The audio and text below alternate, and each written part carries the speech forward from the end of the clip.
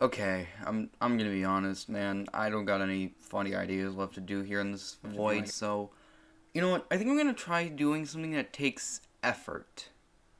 I'm gonna try reviewing things.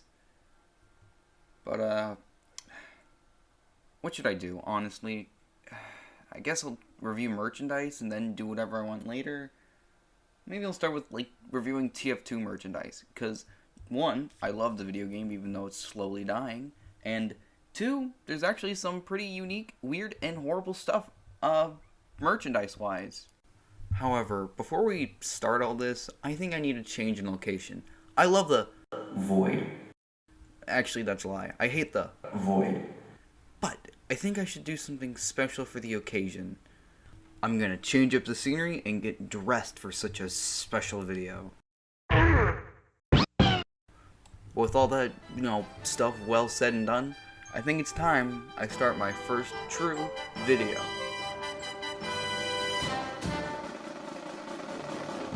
Let's start this video off by going over some of the more well-known merchandise in the TF2 scene, that being the Tf2 Funko Pops and Neca action figures, starting off with the Funko Pops, of course.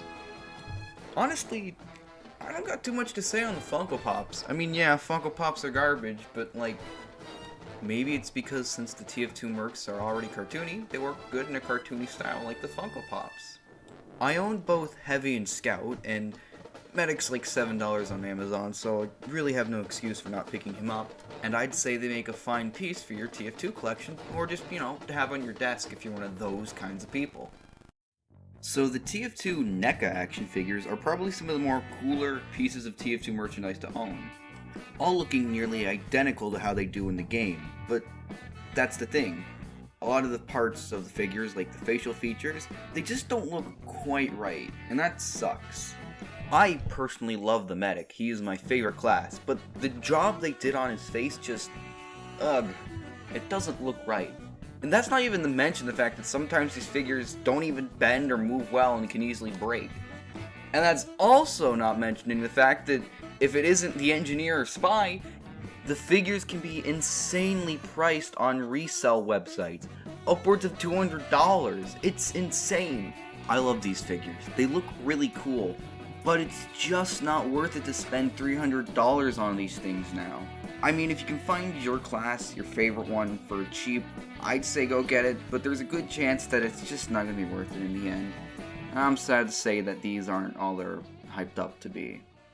Well, I guess with all that said and done, we can move on to the next section of our review, Hold on a second.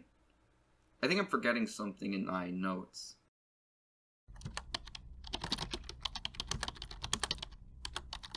Apparently, Tf2 had a blind box series called Horrible Mercs, and it's not horrible?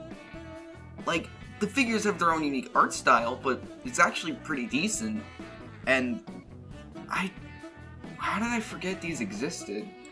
They have blue and red characters, which is neat, but it's not of the entire crew, and they chose sentries? I mean, the figures also have like little action figure props like the big ones, so that's pretty cool. And it also looks like they had 3 mystery ones, which appear to be a golden engineer, invisible spy, and the unicorn pyro.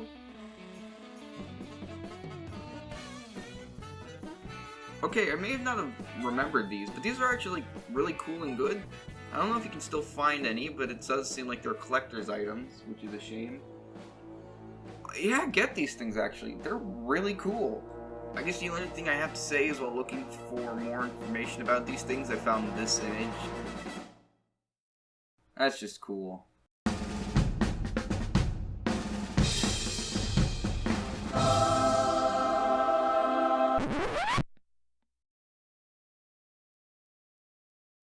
Future me from editing here, and I just want to say that this idiot is stupid.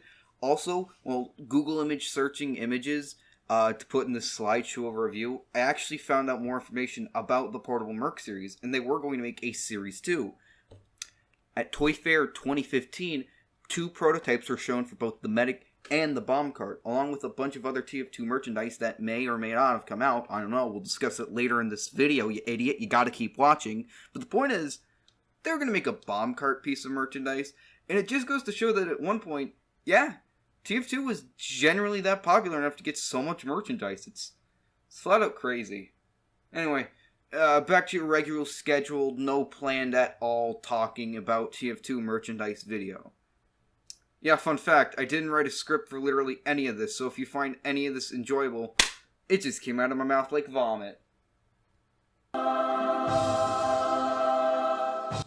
Alright, now with that dumb future me presentation out of the way, we can talk about my next favorite thing about TF2, the plushies, which Valve has made a lot of. There are so many plushies, and I can't wait to cover them. Starting off with one of the best, the Blue Sticky Bomb. Yeah, there's Sticky Bomb plushies. They're kind of soft, look pretty cool. There's magnets inside them, so they actually stick to stuff, and they aren't ridiculously expensive, at least for red. I looked on eBay, and they're around like 13, 14, 20 bucks. Pretty great, honestly. It's such a weird idea, making plushes of a bomb. But it's good. It's just so good. Okay, now I guess I should actually talk about a plush I do know more about, the Spy Crab. Honestly, this is such a weird thing that exists, but it's like, you can get this right now, and I recommend it because I actually own one. And they are so cute. They're so cute and small, around the size of a fist, but just a bit bigger. Their claws are opposable because of wires, and I just flat out love that. And they're so soft. Like, if all the other plushes are the same level of quality of soft, then I think you should get them because they are, well, they're great. They're just, I love this thing. It's so cute. Also, the thing I should mention moving forward is that if you hear me refer to things like the Sticky Bomb, it's not cheap if it's a red version. A lot of things in TF2 are, like, they have variants. There's a red version and a blue version. But Valve pushes the red version more, and sometimes it's the only version of things you get because it's like the main team. It's what they use for promotional images, what they use for the Meet the Team shorts. It sucks if you're like blue like me, but just assume going on, if it has variants of color, that blue is usually more expensive and red's usually a bit cheaper. Alright, so I'm gonna be honest with you. I don't have much to talk about, or frankly much left at all. But oh my god, you would not believe how long it's taking me just to slide images across the screen after finding them on Google. I can't believe it's taken this long and this much effort. Anyway, let's get on to one of the last few things, plush-wise. There's actually 3 things I want to talk about, but I don't really have much to say about 2. Starting off with the Tf2 Micro Plushes, or Pocket Mercs as I like to call them, which you can find on For Fans by Fans. And let me tell you something, I like to look at these things. Truly I do, they are not worth it. I bought the Medic one. He was poorly cobbled together, tons of ugly seams, fabric just not attached well. And if they're like this for all of them, which I am assuming they are not worth it unless they're on clearance, and even then I can't guarantee you should buy it. Speaking of by fans, for fans, another thing they sell, it's like the third plush related thing they sell, are 2 types of Balloonicorns. Like a little clip-on plush, and an actual just Balloonicorn plush. These are fine. I mean, they could be horrible, but I don't have them to prove it. By the looks of it, by the ratings, they're fine, and that's good. Now, I know that may not have seemed like a lot of merchandise, and truly it isn't. There is a just huge amount of TF2 merchandise I could not cover in one video if I wanted to, and if I did, it would take another 7 months for me to finish because I'm just a lazy piece of garbage.